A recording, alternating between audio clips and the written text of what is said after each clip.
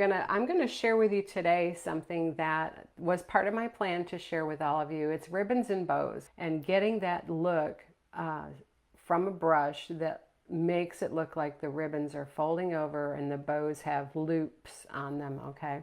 So I'm going to go through a few tips and tricks on how to get those to look the way that you would like them to look, okay? I'm going to put out some colors just to work on with some ribbons first, and then we're going to go into bows. So this is magenta, and I'm going to get some white out, just some wicker white.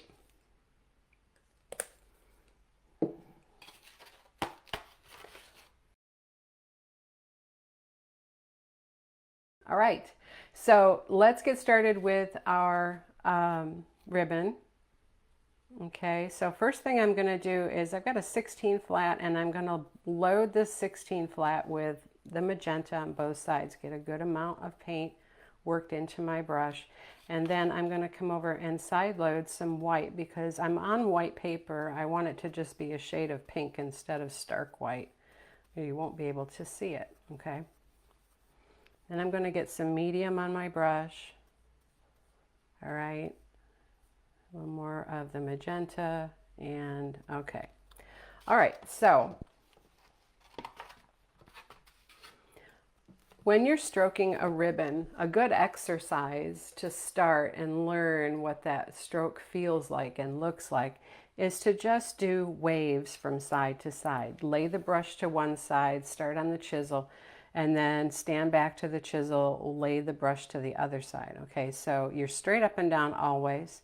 And you're going to slide down on that chisel, and then you're going to lay with pressure to one side, and then come back to the chisel, and then lay it over to the other side. Come back to the chisel, lay it to this side, back to the chisel, and stand. Okay, so just getting a feel for that flow is important, because a lot of times what I will see is you start out well and you're coming along with the stroke, and you lay it over, and then when you stand back up, you don't keep stroking. It's like you go right from there and you lay it over that side, which that may happen, and that's fine, but it looks more natural to me if you come along, lay it over, stand it up, stroke it for a while, then lay it over, stand it up, and you just keep pulling the brush down, along, I should say, not necessarily down, until you're finished. Now, one thing that happens, because you're dragging the light through the dark, you might lose your light. It might get muddy, just like I did right there. So all you have to do is come back and side load some more white and re-stroke where that white disappeared, okay? And then you can get it right back. But it's just important to master that sort of side-to-side movement and get a nice blend with your ribbons before you start going on to more complex movements with the bows and stuff, okay? So that's a basic ribbon. And now when you're working on a bow, right, bows have what I call pinch points, okay, which is where everything comes together at the knot in the middle, all right? So you might have a bow that comes out and you've got a knot right there, right? So you want to start out just like we did with this, where you're on the chisel edge and you're not much pressure. Then you can push and lay the pressure and start to bring the curve around like this, okay? So that's going to create the top edge of your bow. And depending on how wide you want your bow to loop, right, you might come way down here before you pass across and then come back to the center. All right, so I'm going to show you that stroke again because that's important. I came across this way and I stopped, or I stood to my chisel on this curve right out here, okay, right there. And then as I slid down towards me, I brought my white back across the top, turned it with my fingers on the brush to the left, and then stood up in the center. Okay, so, and again, the faster you can do these strokes, the better they will look, because as I got slower there, I got a little bumpy because I was dragging it across the paper. So smooth it out, and you can break it up into two, just like I did there. Okay.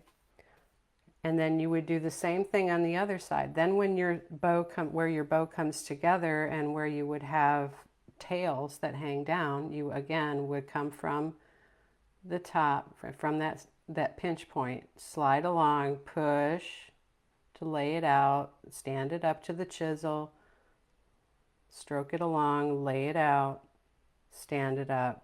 Give it a little twist with your fingers at the end to give it a nice little curl at the bottom, make it look pretty. All right, if you have enough paint and enough medium on your brush, you can get all the way through that. I kind of starved my paint there, as not loading it well, so I came back and got more, and then you restroke where you ran out. Don't go all the way back to the beginning, okay? So this is a basic bow. So you would have tails coming on either side, the bow's loops on both sides, and then you would have a knot. Now the knot in the middle is a C stroke, okay? So a C stroke looks like this. It looks like the letter C, and you're at an angle to start. You make a curve like the letter C, and then you come back and stand up. Okay? You guys are sweet. All right, so that would be your basic ribbon and your basic bow. Okay, so when you're creating bows, you can make them quite large, and you can make them so that they overlap. Like for the holidays, I like to do a bow that looks more like one you would see on a package, or would be on a wreath or something, okay? So they all still come from the same pinch point, but this time I'm going to push really hard and stand up. Okay, then I'm still using my 16 flat and my two colors. And then when I come back through, just like with the other one, I'm not going to leave a gap. I'm going to make it more full and stand back to the center like that, okay? So I can come back and restroke if I need to. There we go. Okay, so a little bit of curve in it makes it look pretty. And then you would do the same thing on the other side. So you would come out this way, push really hard and stand up. Get more color. Come back to where you started, bring the white over, push really hard, curve it forward, and stand up, okay? So you've got a real pretty bow there with some depth inside and light at the top. All right, and then you would come in here and add your tails. All right, I'm going to go this way and have my white out to the outside. Now these bows tend to look, because they look wider, it's a good idea if you gave it this kind of split tail, okay? So you just make two very long, slender leaf strokes, like we have our slider leaves, right? And you stand up, and then you come in here and you do another one like that. Okay, and then on the other side, do the same thing. Stand up.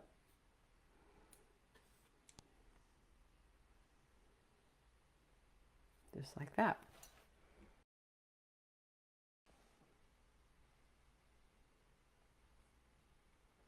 Remember, if you can't get a good angle on something, then move your surface. Don't feel like it's nailed down unless it is.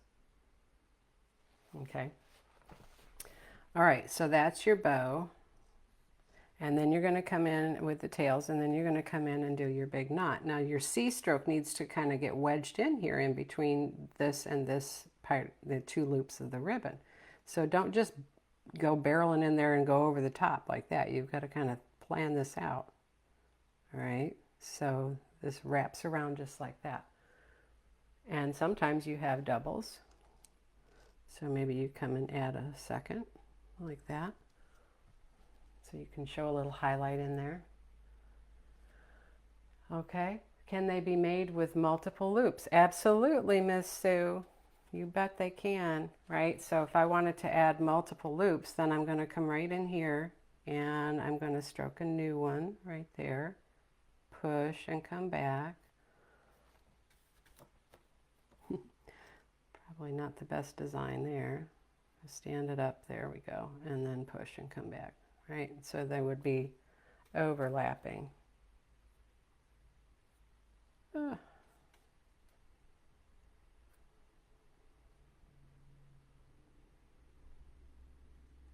we go. Right, so you would have multiple loops. Had I planned this out that way, I just wanted to show you. Right, so there would be multiple loops here and come back in like that. Okay, so yes, you can have multiple loops. I like to do that more on the top of a gift or something sometimes. There we go. And then you just restroke that. So it's a little bigger. Right? So you got a couple of options there.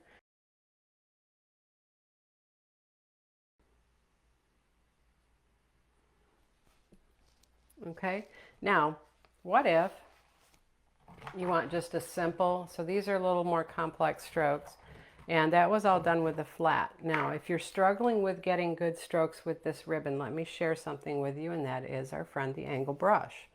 All right, some of you have said I really need to be using my angle more. Yes you do.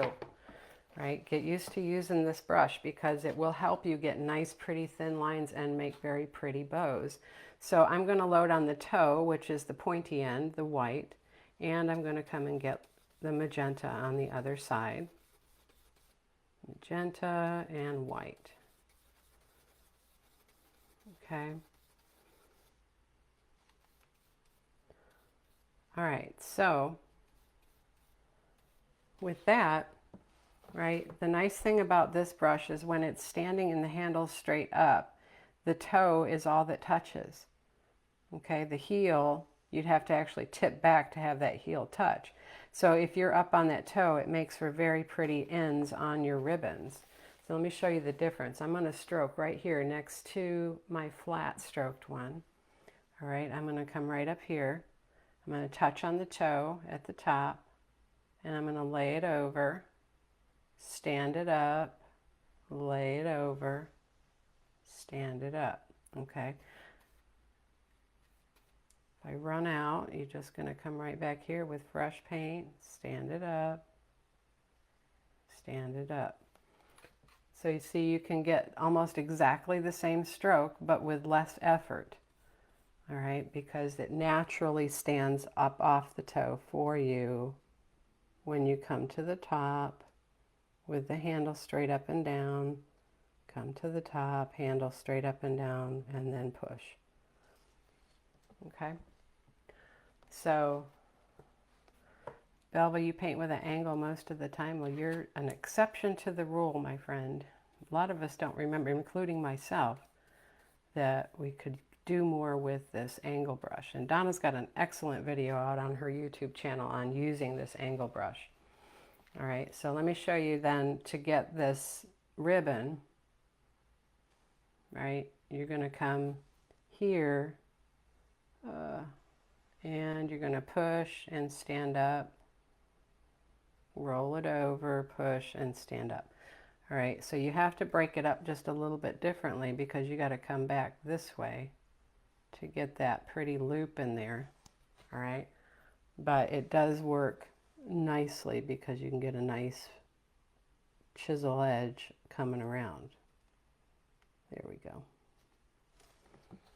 Okay, so another option to create these ribbons, right? And the toe always has to follow. If you try to push the toe, it gets a little ugly, right? Because you can't, it's like pushing rope. It just doesn't work very well. Okay, so with that stroke, right, you get a very pretty curve, and you can get a nice curl on the bottom of your ribbons when you come through, because that toe is just dragging itself behind nicely. Okay, one last thing I want to show you is when you're creating for Christmas or holidays especially, when you want something metallic. If you just go with metallic paint, acrylic metallic paint, it tends to be see-through, transparent. And so, or if you've got lots of things going on behind and then you want to add a bow on the top, right? It tends to be transparent and show all of the things behind it through the paint. And so if you were to want to do that correctly, what you do is you would underpaint it with a gold color and then come in and put the gold on top. Okay, so I'm going to share with you real quick how we get that. I'm going to double load my 16 with the two colors, daffodil yellow and yellow ochre. Okay, and then I'm adding just a touch of the daffodil yellow to the brush, or wicker white to the daffodil yellow, excuse me. All right, and so when you're stroking this ribbon, right, and you come out and create that roll right there, and then come back across and stand up, okay? And then you're going to create your tail like that. And so with this underpainting, it will help take on the tone of the gold better without it turning dark or having strange movements in it because of the things behind it. Okay, so here, stand it up, lay it over, give it a little curl like that. All right, and then I'm just going to put a very simple knot right in here. Okay, and so then you would let this dry, and then you would come in with the gold. Okay, and so we very often will use underpainting colors like gold for, or like yellow ochre for gold, and medium gray for silver. I like to use Pueblo or autumn leaves underneath copper colors to help boost that metallic without having to do multiple layers of the metallic, because then it starts to get gummy looking. Okay, so when this dries, then you would come in with your gold, and I've got treasure gold now on my 16. Okay, and stroking back over this, it very easily is going to pick up that tone of gold as more reflective. And the nice thing, because I did that double load on my brush, I've got a little light and dark going on underneath. I don't have to come back and shade and highlight necessarily. Okay, so see how that shows me light and dark? Now, if you feel like you do still need to do that, nothing wrong with that. The only problem is when you start to go back and do shading with our acrylic paints over top metallics, they tend to dull the sheen of the metallic paint. So if you come under with those tones first and then come down over it with the metallic, then you're going to get that highlights and shades before, without dulling it. Okay, and because I didn't wait for this to dry, it might be picking up some of that, but I'm just coming right over the top of my yellows with that metallic. This is treasure gold. Yeah, it's picking up some of that. Okay, but once you get all done, and you can decide if you need to do the highlighting, etc., or shading. Let's see how I got the light and the dark there. You could have gone with white and blended in on one side of the yellow ochre. Load all yellow ochre and then white, and the same sort of thing would have happened. Okay, now real quick before I go on to the next thing, I just want to show all of you a very simple bow, which I'm sure a lot of you have seen, but this is just in keeping with the bows and themes of ribbons. I'm going to show you just the very simple string bow, okay? So I'm taking my 2 script liner and I'm going to clean water, and then I'm laying it on its entirety of its bristles, sweeping next to the puddle, not in the puddle, but next to the puddle of paint, all right? And blending that water on my brush with the paint into a puddle that I can then use, and that's called creating inky paint, okay? And I want to go to water about 3 times or so, depending on how much you need to do the entire stroke set before you have to mix more, okay? When you come out of the puddle, you want to give it a little twist and make sure it's a good consistency. It's not running, right? It's not running down my brush, down my plate with lots of drips, but it is pooling, okay, on the edge. So that's the difference. And then you give it a little twist to get any drips off the tip, okay? Whoops, sorry. All right, so doing a string bow is not tough. It's just you've got to stay up on the chisel edge, or on the tip, excuse me, of this, whoops, my camera's not good. There we go. Stay up on the tip of this script liner, which means the pinky comes into play. You can bring your pinky down and you have your brush at your first knuckle just above the ferrule, pinched between your thumb and your finger, and then you lower, making circles to do curlicues, right? Well, it's the same concept as doing a bow. You're going to lower it till you get to the point where you touch, and then you're going to stroke that bow loop, okay? Stroke another bow loop. You go out and come back. All right. Very simply, just like that. Everything comes from the same spot and ends in the same spot. And then you might have little curls.